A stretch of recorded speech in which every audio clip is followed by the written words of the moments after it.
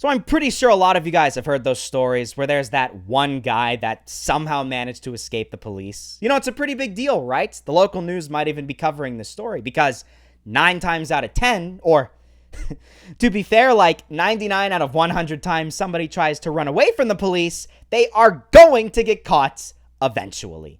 I hate to burst your bubble, but no matter how fast you may run or even drive away, radios and cell phones are always faster than you. And it seems like criminals nowadays, they just don't understand that. I don't know, maybe it's low IQ or something like that.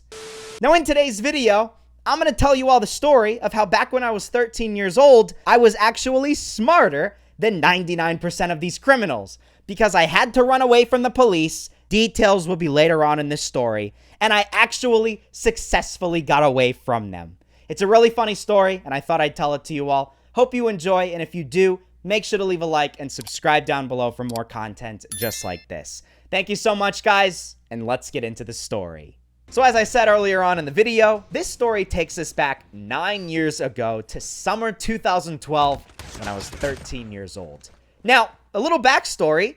I'm from Florida, born and raised, and I have to say, I hate Florida in summer so much. Anybody in Florida can agree that it is miserable in the months of June, July, and August. It is unlivable. You cannot even walk outside without dying, okay?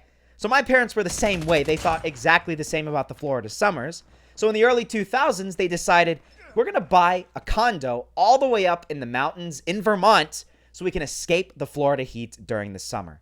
And from then on out, I went with my family every single summer to the mountains of Vermont to just hang out at the resort town and just have a nice time escaping the Florida heat. Now, since I was up there for like 2 months at a time, I made a lot of different friends. You know, the resort itself was really awesome. There was tons of different family-oriented activities, but one of the big things that I did was summer camp. I used to go to this summer camp that was ages 11 to 15, right? And each and every week, there was a new group of people. People would normally go up for 1 week at a time. So, you know, 1 week I'd have my friends from Rhode Island. The next week I'd have my friends from New Jersey. The next week from New York. And, you know, it would go in cycles like that, right? So I would have a different selection of friends each and every week. And I'd get to meet these people every year, year after year after year at that summer camp. Now, by the time I was 13, in summer 2012, a lot of my friends no longer were going to the summer camp. They thought they were too old to go to camp.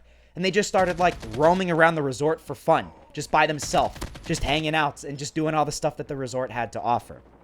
I still went to summer camp and it sucked because I was stuck with all the young kids, right? So I just started to tell my parents, look, can you please take me out of summer camp? That's all I ask. And they were like, you know what? Sure.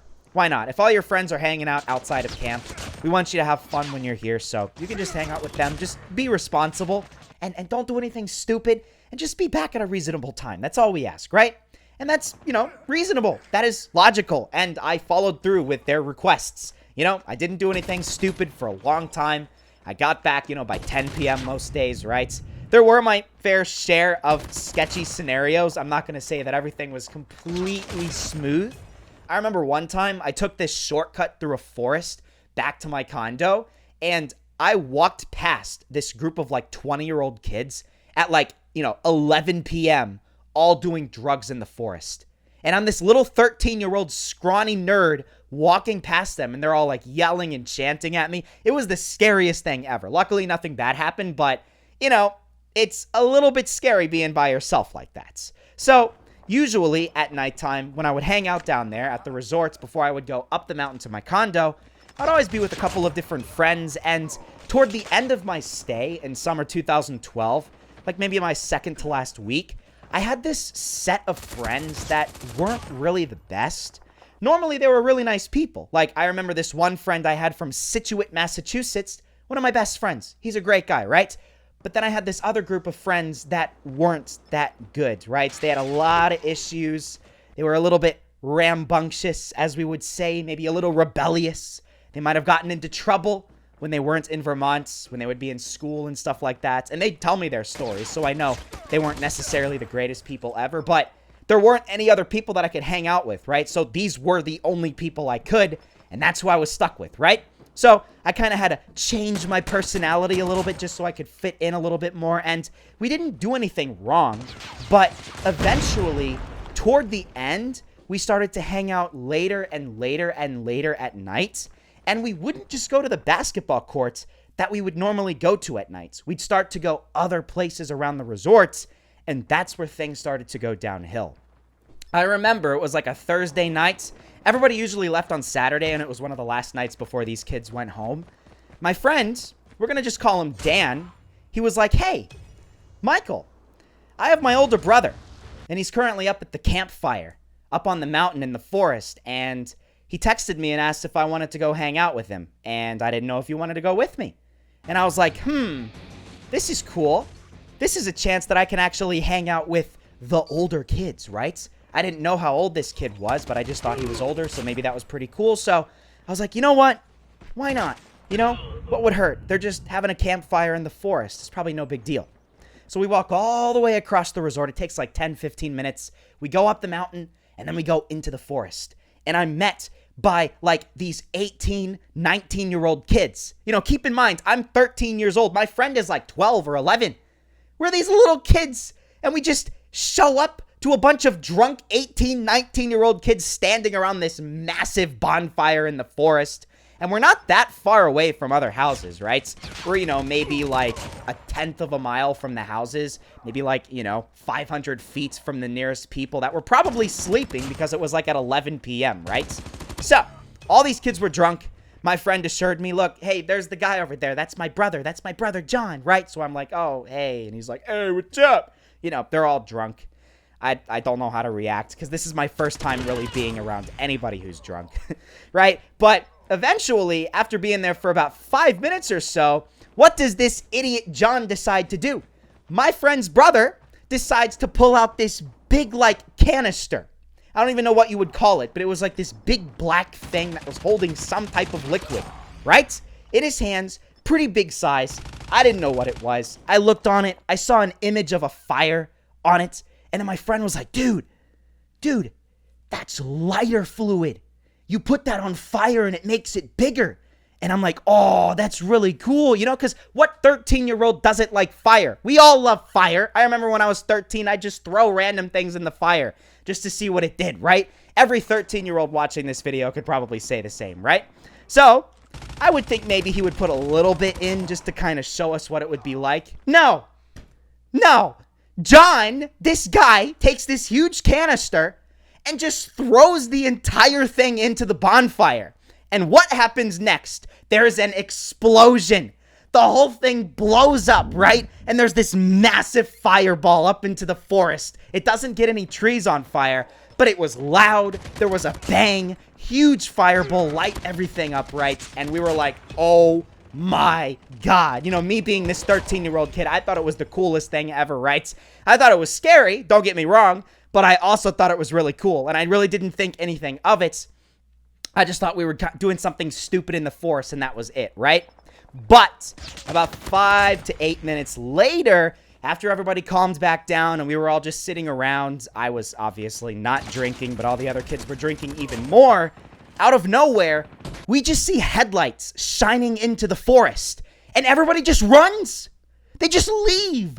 Every single drunk kid starts running out of the forest. Half of them were like so drunk, they're tripping over logs, hurting themselves, not able to get back up. And me and my friend start panicking. We're like, oh my God, what do we do? What do we do? And we just run. We just run with everybody else. We're following, right? It's like when a freaking lion is attacking the buffalo. Every buffalo just runs. I was the baby buffalo at the back running after everybody else, right? And we run all the way across the resort. That 15-minute walk took like 2 minutes to get all the way across because we were running as fast as we possibly could. I still had no idea what was happening. And we regrouped under this tent area, which was normally the place that the kids would hang out, you know, for camp and stuff like that. And my friend was like, dude, I think that might have been police. I don't know, but that could have been police. There were lights. That could have been security or police or something like that, right? And then a little bit later on, like a minute later, another kid, one of the 18-year-olds, showed up and he was just like, dude, that was actually a couple of police officers. They showed up and they shined their flashlights into the forest, and some of my friends got caught. Like, they're texting me right now that they actually they're being interrogated by the police right now. Oh, and you know, we were all sitting there like, what the heck? That's crazy, you know? These police officers probably got a noise complaint because there was a freaking explosion in the woods right next to these people's houses, right? So they obviously would call the police if they hear an explosion. You know, what the heck could that have been? They have no idea. So the police come up the mountain, shine into the forest, and I was one of the lucky people that managed to escape. Some of the kids got caught, and they probably didn't get in that much trouble. I would assume they probably were just told, don't do that again, and that's it. But, yeah, I didn't get caught, and I think that was pretty freaking cool. I technically ran away from the police, and I didn't get caught, and I would say that was a success. I didn't tell my parents after that moment. I was so, like, riled up that I just went back to my condo. I played Super Mario on my fake Nintendo 64 for a little bit of time, and then I went to sleep. And my parents still don't know about that story. So, Mom and Dad, if you're watching this video right now, please don't be too mad at me. Dad, specifically, if you're watching this video, don't you dare get mad at me because I know of all the stories you used to tell me of things you did when you were a kid, and they were like 10 times worse than my things. So, you have no room to talk. But, yeah, guys, that's it for the story. I hope you found it funny and lesson learned. Please, just don't get yourself involved in some stupid situation like that. It's not worth it. But, yeah, make sure to leave a like, guys, and subscribe down below. Thank you so much for watching, and I will see you all later.